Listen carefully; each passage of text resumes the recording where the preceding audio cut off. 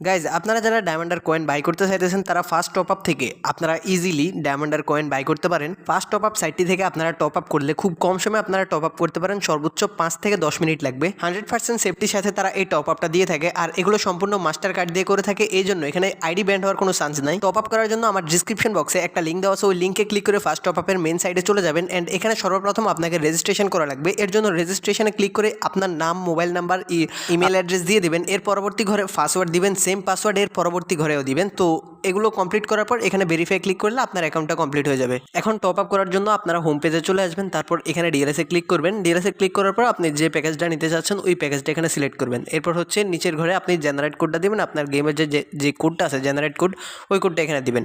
দেওয়ার পরে নিচে হচ্ছে আপনি পেমেন্ট মেথডটা সিলেক্ট করতে হবে। এখানে হচ্ছে বিকাশ, নগদ, রকেট যেটা আছে এটাতে ক্লিক করবেন। তারপর হচ্ছে আপনি বিকাশটা সিলেক্ট করবেন।